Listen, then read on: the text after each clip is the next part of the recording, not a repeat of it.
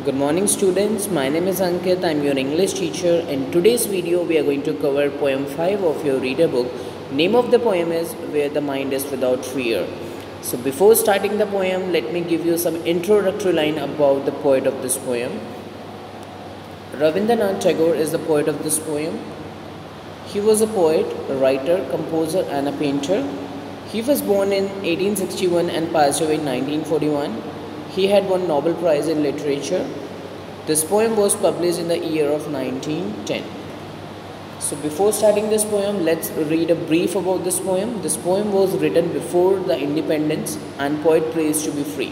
ये जो poem जो है बेटा, ये poem भारत के आज़ादी से पहले लिखी गई थी और इस पोएम की हेल्प से जो पोइट जो है वो ये प्रे करते हैं कि हमारा देश जल्दी से जल्दी आज़ाद हो जाए. He also mentions that once we are free, we will not have any kind of fear in our mind. वो ये भी मेंशन करते हैं कि जब हम आज़ाद हो जाएंगे तो हमारे दिमाग में किसी भी तरह का कोई भी डर नहीं रहेगा. So we can say this poem is a prayer for India to be free. तो हम कह सकते हैं कि ये पोएम एक प्रेयर है जो इंडिया को फ्री कराने के लिए लिखी गई थी. So now let's start reading the poem. So you all are directed to open page number 59. So now we are going to start the reading. Where the mind is without fear and the head is held high. जो poet जो है वो एक ऐसे आज़ाद भारत की कल्पना कर रहे हैं कि जहाँ पे हर भारतीय हर इंडियन जो है बिना किसी डर के जी पाएगा, उसके दिमाग में किसी भी तरह का कोई डर नहीं होगा और वो सिर उठा के जी पाएगा. Where knowledge is free, जहाँ पे नॉलेज जो है वो सबके लिए अवेलेबल होगी विदाउट एनी डिस्क्रिमिनेशन, बिना किसी भेदभाव के नॉलेज सबके लिए अवेलेबल होगी. Where the world has not been broken up into fragments by narrow domestic wall. वो एक ऐसे आज़ाद भारत की कल्पना कर रहे हैं जहाँ पे देश को छोटे छोटे पार्ट्स में डिवाइड नहीं किया जाएगा. जैसे कि अब आज़ादी से पहले क्या था कि देश को छोटे छोटे पार्ट्स में डिवाइड किया हुआ था, कास्ट के बेसिस पे, रीजन के बेसिस पे.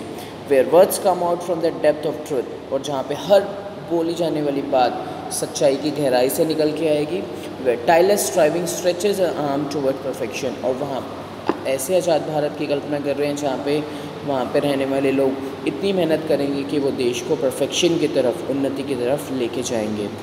Where the clear stream of reason has not lost its way into the dreary desert sand of dead habit, और वहाँ पे ऐसा आज़ाद भारत होगा जहाँ पे हर किए जाने वाला काम या हर बोली जाने वाली बात लॉजिकल होगी, विद रीज़न होगी. कोई भी इलॉजिकल बात नहीं बोली जाएगी या कोई भी इलॉजिकल काम नहीं किया जाएगा.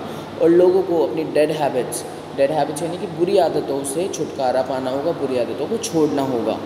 Where the mind is led forward by thee into ever widening thought and action, और लोगों को अपनी सोच को और अपने एक्शंस को थोड़ा सा ब्रॉड करना पड़ेगा, थोड़ा सा वाइडली थिंक करना पड़ेगा, थोड़ा सा ब्रॉडली थिंक करना पड़ेगा.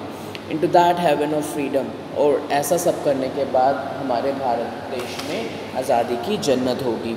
एट लास्ट जो रविंद्रनाथ टैगोर जो हैं वो प्रे कर रहे हैं, my father let my country awake. वो ये प्रे कर रहे हैं कि सभी भारतीय जागें और वो भारत को आज़ाद करने के लिए कुछ ना कुछ करें. So this is all about the poem, students. Now we are going to discuss the difficult words that we have come across in this poem. So the first word is fragments. Fragments means किसी भी चीज़ को हम छोटे छोटे parts में divide कर देते हैं तो that part is called fragments. That process is called fragments.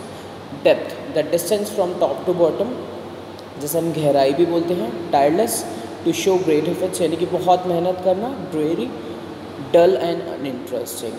So students, today we have completed this poem. Thank you.